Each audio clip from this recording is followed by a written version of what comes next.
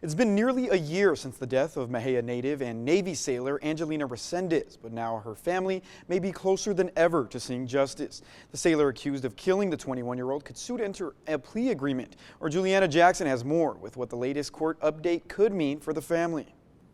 For nearly a year, Angelina Resendez's family is still waiting for answers. The 21-year-old Navy culinary specialist disappeared from Naval Station Norfolk in May of 2025. 11 days later, her body was found in a wooded area off post. Now, the case against the man accused of killing her is taking a turn. They were planning on a 2-week trial, and that has been amended to a 2-day hearing, which we believe will be a plea hearing. Where the accused will enter guilty pleas to some or all of the charges on the charge sheet. Seaman Jeremiah Copeland is accused of killing Angelina. Marshall Griffin, the attorney representing Angelina's mother, Esmeralda Castle, says while a deal hasn't been finalized, the change in scheduling is big. I wasn't surprised given the amount of evidence in the case. This seemed like a case that would result in a plea, but that was just my own subjective opinion. If a plea agreement is presented, the judge requires the accused to explain in detail why he believes he's guilty. For Resendez's family, that moment could carry tremendous weight. To get to hear the accused take responsibility on that level for what they're accused of can, I think, promote the healing process. Esmeralda Castle has spent the past year focusing on something bigger than her own loss, advocating for other military families, pushing for accountability, and making sure her daughter's story isn't forgotten. Does not want other military families to have to go through the same thing. If a plea agreement is accepted next week, attorneys say it could include a sentence of at least 40 years in prison. The hearing is scheduled to start June 8th at Naval Station Norfolk. Meanwhile, the Bell County Commissioners are considering putting a pause on local data center projects. It was the sole focus of Monday afternoon's workshop, and dozens of people showed up to make their voices heard. 6 News anchor Adriana Alexander was at that meeting and has the details.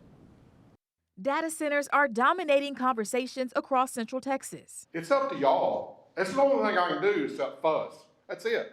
I can fuss at y'all and I can fuss at my representatives. Bell County alone has 8 new data centers proposed or under development in Temple. That's why Bell County Commissioner Louis Minor is proposing a data center moratorium, the only item up for discussion at Monday's workshop. I believe it's government's responsibility to hear from its citizens, and that's what this is about. A moratorium would put a pause on all data center construction in Bell County, giving county leaders more time to gather public input and learn about potential impacts. The Hill County Commissioners approved a similar 1-year moratorium just a few weeks ago, and a data center developer is already suing the commissioners who voted in favor of it. The Bell County Commissioners drafted a resolution in March committing to protect local water and energy resources.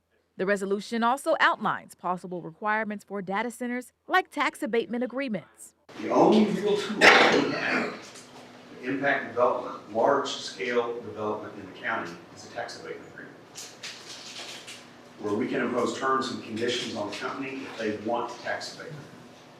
Now, we could also say no tax abatement. And if we say no tax abatement, then none of the terms and conditions that we negotiate into that agreement apply, and they can build anyway. While no action was taken, county leaders say public input was a critical first step in the process.